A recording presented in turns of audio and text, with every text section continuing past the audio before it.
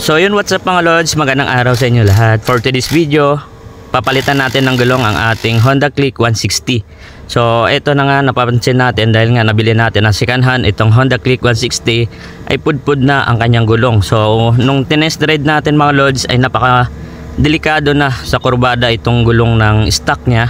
Kaya ngayon ay papalitan na natin ng bagong gulong. At heto na mga lods ang napili kong gulong para kay Honda Click 160. Itong Pirelli Angel Scooter po yung gagamitin natin mga lodi.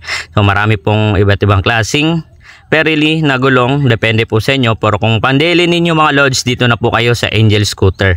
So eto na mga lods ay natapos na, nakabit ang ating gulong, yung panlikod natin. Napaka solid talaga mga lodi ng Pirelli. Bukod sa matibay na, syempre safe ka pa dito kapag ginamit mo sa long rides. Maulan man o maaraw mga lodi ko, walang takot gamitin ng Pirelli dahil nga napaka solid at napaka-quality itong gulong na to mga lods. At syempre mga lods, pinalitan ko na rin yung gulong natin sa harap para mas safe tayo sa long rides natin. Dito lang natin nabili yan mga lods sa Aigo Moto Baltan. So sa harap ng AP Cargo at harap ng AutoWorks.